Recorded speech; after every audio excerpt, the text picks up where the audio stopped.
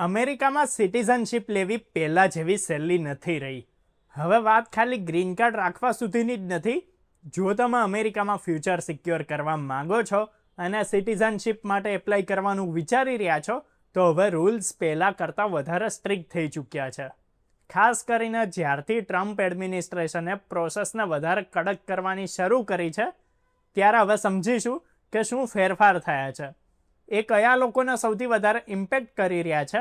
સવાલ social media અને neighbourhood check સુધી કેમ પહોંચી ગયો છે, સિવિક ટેસ્ટ કેમ એટલી અઘરી થઈ ગઈ છે, અને જો તમે ઇન્ડિયન છો અને યુએસમાં સેટલ થવાનું પ્લાનિંગ કરો છો તો તમારે કઈ કઈ સાવધાનીઓ રાખવી જોઈએ, જાણી લઈએ ફટાફટ આ વિડીયોમાં.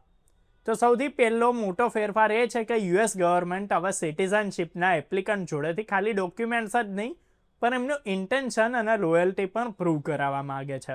એટલે હવે એ ખાલી પેપર વર્ક નથી, એક પ્રકારનું કેરેક્ટર ચેક છે. ઓફિશિયલ્સ ઓપનલી કહી રહ્યા છે કે એ એવા લોકોને સિટીઝનશીપ નથી આપવા માગતા કે જેમને ફૂલ્લી કમિટેડ ટુ અમેરિકા નથી માનતા. યુએસસીઆઈએસના ડાયરેક્ટર જોસેફ એડલોએ ત્યાં સુધી કીધું કે એ લોકો એવા એપ્લિકન્ટ્સની વિરુદ્ધ વોર જાહેર કરી રહ્યા છે કે જે નાગરિક તો બનવા માગે છે પણ જવાબદારી નથી લેવા માંગતા. એ વાત સાબિત કરે છે કે એડમિનિસ્ટ્રેશન કેટલી કડકાઈથી એપ્લિકન્ટ્સને ઇવેલ્યુએટ કરવાનું છે. હવે આવે છે કે ફેરફાર શેમાં થયા છે. તો સૌથી પહેલાં છે સિવિક્સ ટેસ્ટમાં. પહેલાં સિવિક ટેસ્ટમાં તમને 10 સવાલ પૂછવામાં આવતા હતા, જેમાંથી 6 સાચા પડવા પર તમે પાસ થઈ જતા. હવે ટેસ્ટમાં 20 સવાલ પૂછવામાં આવશે અને તમારે કમસે કમ 12 સવાલના સાચા જવાબ આપવા પડશે. ખાલી એટલું જ નહીં, ટેસ્ટના સવાલોનું લિસ્ટ પણ 100થી વધારીને 128 સવાલોનું કરી દેવામાં આવ્યું છે. એમાંથી કેટલાય સવાલ ડાયરેક્ટ ફેક્ટ્સ નહીં પણ ઇન્ટરપ્રિટેશન અને હિસ્ટ્રી અન્ડરસ્ટેન્ડિંગ જેવા હશે.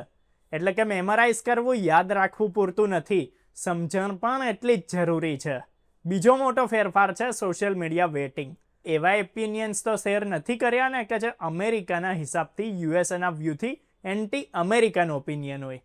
એનો અર્થ એ નથી કે તમે ક્રિટિસિઝમ ના કરી શકો. ઓફિશિયલ્સે કહ્યું છે કે પોલિટિકલ ડિસએગ્રીમેન્ટ અલાઉડ છે, પણ જો કોઈ પોસ્ટ વાયોલન્સ હેઠળ કે કોઈ એક્સ્ટ્રીમિસ્ટ ગ્રુપના સપોર્ટ જેવી લાગશે તેનાથી તમારો કેસ વીક બની શકે છે. ત્રીજો ચેન્જ આવે છે ગુડ મોરલ કેરેક્ટર રિક્વાયરમેન્ટનો. પહેલાં એ mainly criminal records, tax compliance કે ચાઇલ્ડ સપોર્ટ જેવા ઇસ્યુઝ પર આધારિત હતો. હવે એમાં એ પણ ચેક કરવામાં આવશે કે તમારું ફેમિલી કન્ટ્રીબ્યુશન કેવું છે, તમારું એજ્યુકેશન કેવું છે, તમારું એમ્પ્લોયમેન્ટ સ્ટેબલ છે કે નહીં, તમે લોકલ કમ્યુનિટીમાં કેટલા ઇન્વોલ્વ છો. એટલે હવે ગુડ મોરલ કેરેક્ટર ખાલી એ નથી કે તમે ખોટું કામ નથી કર્યું, પણ હવે એ પ્રૂવ કરવાનું રહેશે કે તમે એક્ટિવલી પોઝિટિવ કન્ટ્રીબ્યુટર છો. ચોથો અને સૌથી સરપ્રાઇઝિંગ ચેન્જ છે નેબરહુડ ઇન્વેસ્ટિગેશન્સ. હવે ઓફિસર્સ તમારા નેબર્સ, વર્કપ્લેસ, કલીગ્સ સુધી પૂછપરછ કરી શકે છે. આ પ્રેક્ટિસ 91માં બંધ થઈ ગયેલી, હવે એને ફરીથી શરૂ કરવામાં આવી છે. એટલે જો તમે નેચરલાઇઝ થવા માટે એપ્લાય કરી રહ્યા છો તો તમારું રોજનું કેરેક્ટર, બિહેવિયર, તમારું સર્કલ, તમારી રેપ્યુટેશન પણ એક ફેક્ટર બની શકે છે. હવે વાત કરી કે લોકો કેમ ડરેલા છે. કેમ કે આ બધા ચેન્જીસ ખાલી રૂલ્સ નથી, એ આખી પ્રોસેસની ટોન બદલી રહ્યા છે. હવે વાત કરીએ કે લોકો કેમ ડરેલા છે. કેમ કે આ બધા ચેન્જીસ ખાલી રૂલ્સ નહીં, એ આખી પ્રોસેસની ટોન બદલી રહ્યા છે. કેટલાય ઇમિગ્રન્ટ્સ ડરેલા છે કે જો એ સિટીઝનશીપ એપ્લાય કરશે તેમનો કેસ ફરીથી ખુલી જશે અને ક્યાંક એવું ના થાય કે એમના ગ્રીન કાર્ડ પર પણ સવાલ ઊભા થઈ જાય. ખાસ કરીને ઇન્ડિયન H1 વર્કર્સ કે જેમના સ્ટેટસ ઓલરેડી એમ્પ્લોયર ડિપેન્ડન્ટ થાય છે. એમને લાગે છે કે ક્યાંક ભૂલથી રેસિડેન્સી સ્ટેટસ કે પાસ્ટ રિક્વાયર્ડ્સને રિવેલ્યુએટ ના કરવામાં આવે. અહીં એક પોઈન્ટ બીજો સમજવા જેવો છે. ગ્રીન કાર્ડ હોવા પર તમે યુએસમાં ઇનડેફિનેટલી રહી શકો છો, કામ કરી શકો છો અને બેઝિક સિક્યુરિટી મળે છે. પણ સિટીઝનશીપ એક્સ્ટ્રા પ્રોટેક્શન આપે છે, જેમ કે ડિપોર્ટેશન પ્રોટેક્શન, વોટિંગ રાઇટ્સ અને ફેમિલી સ્પોન્સરશિપ બેનિફિટ્સ. એટલે લોકો સિટીઝનશીપ લેવા માગતા હોય છે. બટ પ્રોસેસ ટફ થવાથી ફિયર વધી ગયો છે. એના લીધે કેટલાક લોકો ડિલે કરી રહ્યા છે અને કેટલાક લોકો જલ્દી એપ્લાય કરી રહ્યા છે. એટલે નવા સ્ટ્રિક્ટ રૂલ્સ લાગુ થાય એની પહેલાં એમની પ્રોસેસ કમ્પ્લીટ થઈ જાય.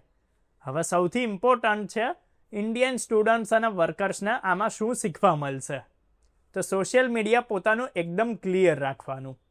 Old tweets, political range, jokes, આ બધું જ પ્રોપરલી ચેક કરી લો. કંઈ પણ એવું ના હોય કે જે ખોટું ઇન્ટરપ્રેટ થઈ શકે. કન્સિસ્ટન્સી મેન્ટેન કરો. Visa history, job records, address proofs, એમાંથી કોઈ પણ કોન્ટ્રાડિક્શન ના હોવું જોઈએ. કમ્યુનિટી ઇન્વોલ્વમેન્ટ બતાવો. વોલન્ટિયર કામ તમારું જે પણ છે એ બતાવો. લોકલ ઇવેન્ટ્સ, સ્ટેબલ જોબ્સ, એ બધું તમારા કેસને વધારે સ્ટ્રોંગ બનાવે છે. લીગલ ગાઈડન્સ લેવું, ઓનલાઈન એડવાઇસ પર ડિપેન્ડ ના રહેવું. સિટીઝનશિપ એપ્લિકેશન એક લીગલ સેન્સિટિવ સ્ટેપ હોય છે. ફિયર ના રાખો, ડરો નહીં.